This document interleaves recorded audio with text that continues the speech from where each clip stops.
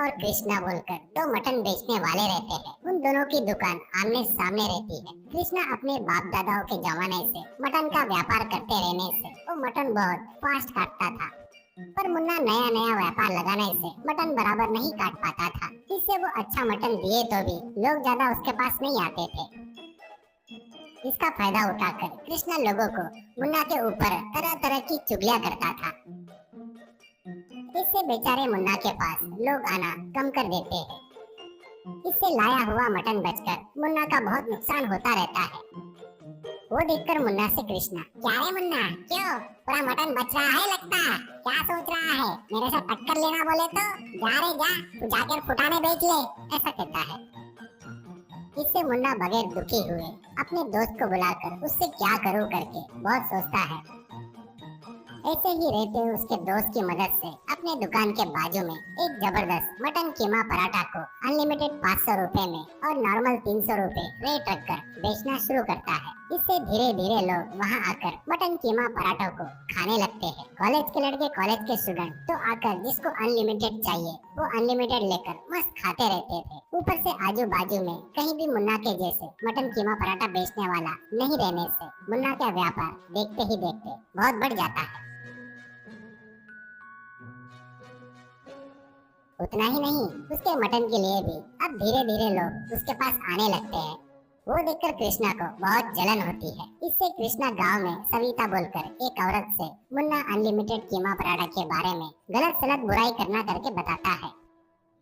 इससे वो गांव भर घूमते हुए आए हुए लोगों को बुलाकर मुन्ना के मटन के बारे में वैसे ही उसके अनलिमिटेड मटन में चिकन मिला रहा है करके उसकी बुराई करती है। फिर भी मुन्ना उसके तरफ ध्यान नहीं देता था।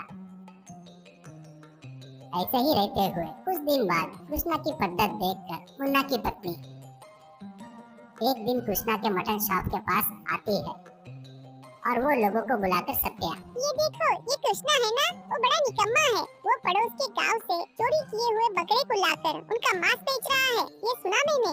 इसलिए आप लोग संभल कर रहना, कहीं इससे कोई गुल मिल रहा है तो उसको पुलिस वाले अरेस्ट करके लेके जा सकते हैं, ऐसा कहती है। कृष्णा, क्यों जी ऐसी झूठ बोल रही हो? क्यों तुम्हारे पति के गिराक नहीं है करके ये सब बता रही हो क्या? इसकी बात मत मानो, ये सब झूठ बोल रही है, ऐसा कहता है। तो इससे गांव में सविता बोलकर एक औरत, क्या रे हरामखोर, तू ये काम कर रहा है क्या?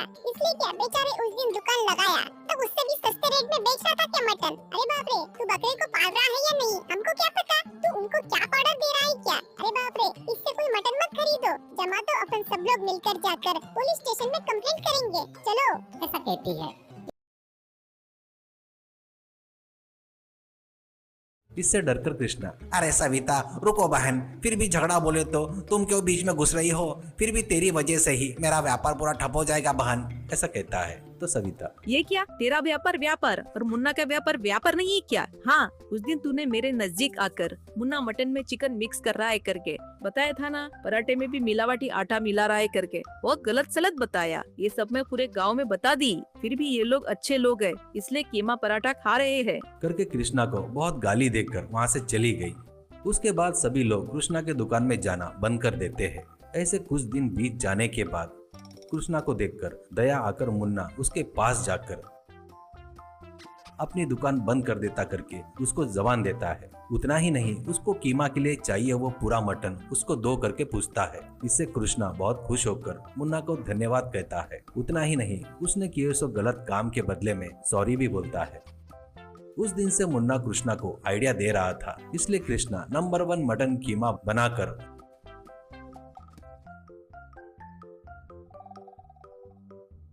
उसको मुन्ना को देना शुरू करता है।